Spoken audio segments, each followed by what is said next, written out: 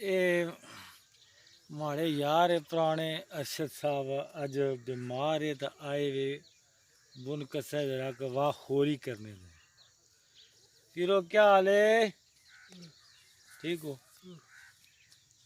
फिर दिहाड़े याद नहीं जो कम्मे में जाने होने था तो हूँ क्या सूरत हाल है से कोई राम समझो या क्या भाई वो नहीं रोटी शोटी खाई किन्ने सही कोई नहीं उल्टी हो जानी अब ठीक है हूँ हो ही जानी ये पीर साढ़े अरशद पीर है वैसे मैं आखना इन्हें की मजाक ना आंदा अरशद अली ना आया तो इन्हें बेचारे की हेपेटाइटिस सी ये हो गया वा लाश शाजी होना पिया लेकिन राम को नहीं इसना मैं कि यादगार चाहिए करना इन्होंने वीडियो जिंदगी इंसान ही ना पता कोई नहीं होना क्या हाल है पीरो पीरो एक गल बहुत मिगी रोजियां तो बाद कम्मे पर जुलसो राम है जुलसो अपने ध्यान रखे हुए ते सिकंदी वो अस कट्ठिया कम करने रहे तो हाँ हूँ भुली तो नहीं गए कम शाम जाच ने ना प्लस्तर करी किसो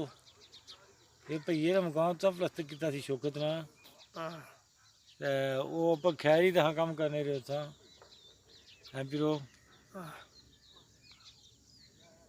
फिर अल्लाह खैर कर सी घबराना नहीं ठीक है ना तो अल्लाह सोना सेहत दे सी तो फिर जुलसा एक दफ़ा पोठे तर स्याख तर डडियाल तर जिधर मुँह सिर होया कम काज करया कर कट्ठे अल्लाह सोना रोजी दे सी जेड़ा घबराई गया वो गया ये गल है तो घबराना नहीं तो दिल नहीं छोड़ना इंशाअल्लाह अल्लाह बंदे की मदद करना तो अल्लाह सेहत देना तो अल्लाह बीमारियां लाना अल्लाह सही पीरो सेहत देसी ये गल है ये तो साने वीडियो में बनाई है ये यादगार मैं रख सा ठीक है ना कंप्यूटर भाई मैं रखी और सा इसकी तो पूरा जो कहता मैं टूरी गया पहले कि निके तक क्या करता जे कोई और टूरी गया तो फिर भी कोई ना कोई तकसी ये अगर हमदा अल्लाह खैर करा तो अल्लाह तुम की सेहत तंदुरुस्ती दे पीरो बार माड़ियाँ दुआं तुम ना लियां अल्लाह तुम की सलामत रखे और कुछ बाना चाहने हो कोई गला शला बाहो ना आवाज को निकलना आवाज को नहीं निकलना हूँ पीरा ना सारे लोग दुआ भी करने हैं बस अल्लाह ने इख्तियार है अल्लाह ने जो रज़ा आया बंदे की उस राज़ी रहना पैना तो अल्लाह बेहतर जाना है अल्लाह सोना अरशद अली की सेहत तंदुरुस्ती दे फिर वो बनी गया यादगार बनी गया बुंग होगी ना अपनी मर्जी है कि जारी रखा से कोई गल्ला पाने को तो फिर क्या जारी रखा कोई पुराने जमाने नहीं कोई गल बात देना कोई भी नहीं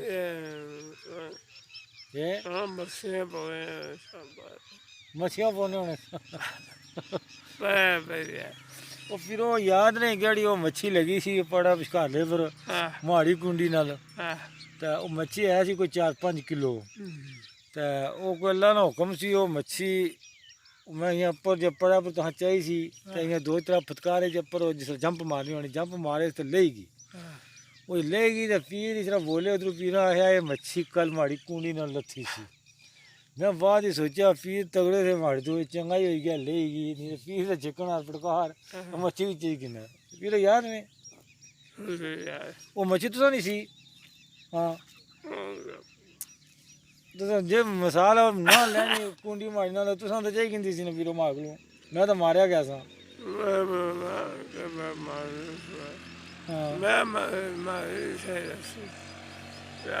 अच्छा फिर वो वक्त ही गुजरिया एक गल बाओ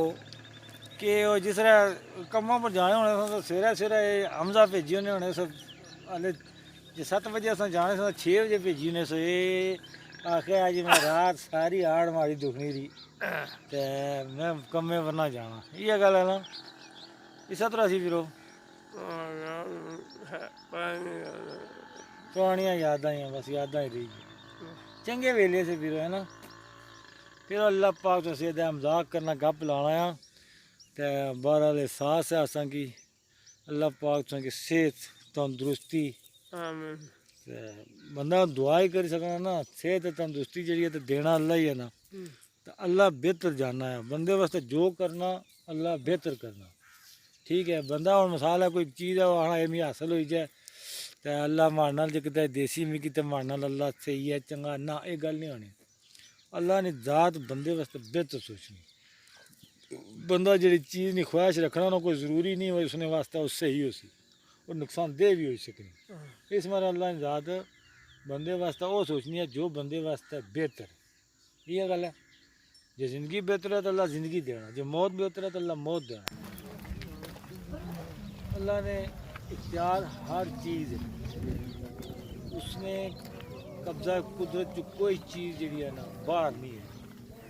یہ گل پیرو گلا سمجھنا نا پیرو پھر ایک کام کرو کہ دیہڑے رہ گئے 15/2020 نے روزے کوئی پتہ نہیں زندگی نہ موڑی لفظ نہ لفظ پیرو جو ماڑی منو نا جنوں وہ سوکھ کرو تو روزے رکھو یا سارے رکھو